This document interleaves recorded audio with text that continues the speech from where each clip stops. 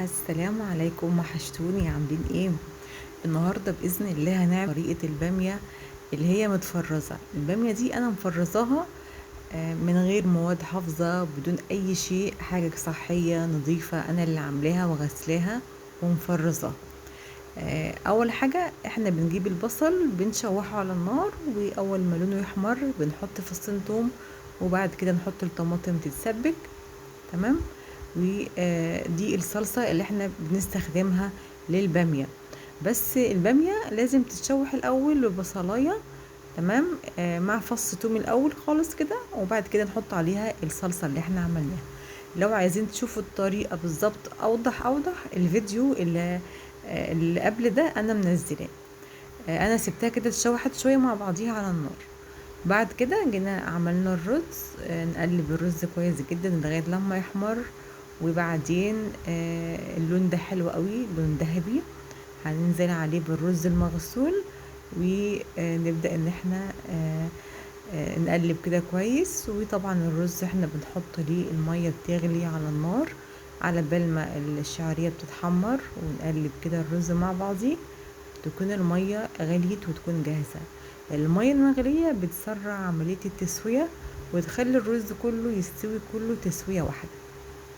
بصوا، مجرد ما حطيت المية غليت مع الرز على طول، والموضوع بيكون سريع، احسن ما بنحط المية تكون ساقعة. طبعا بنحط الملح، بنحط لكل كوباية رز مصري كوباية مية مغلية على معلقة صغيرة ملح. انا كده لقيت الملح زايد سنة، فانا ايه، شلت منه شوية وبدأت اني اقلب اهو.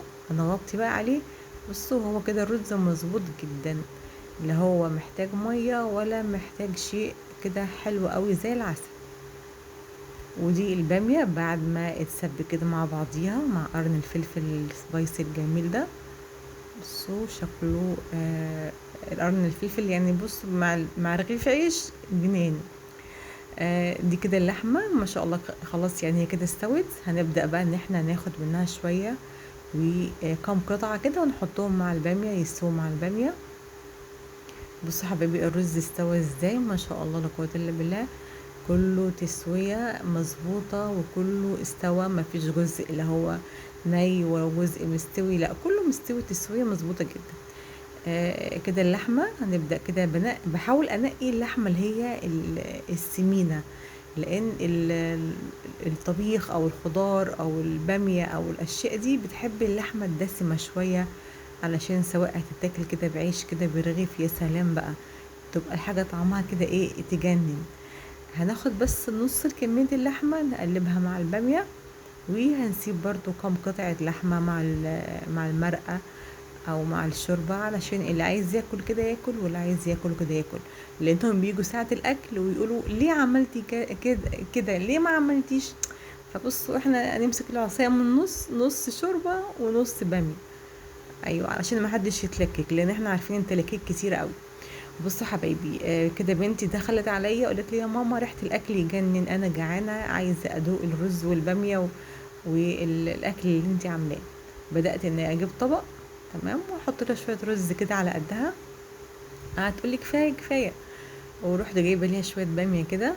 بصوا ما شاء الله، الصوص بتاعها تقيل، وهي الباميه اصلا زغنطوطه كده وجميله، واللحمه ما شاء الله مستويه كويس جدا. تمام. انا بحط وهي تقولي كفايه كفايه، بس انا بحط على مزاجي بصراحه.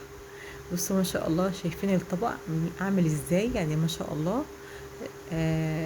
الباميه يا جماعه كانت طعمها سكر، كانت جميله جدا، والرز كان تحفه. وده شكل الطبق في الاخر، مع قرن الفلفل بقى السبايسي مش هنسيبه، ده اول حاجه هتتاكل.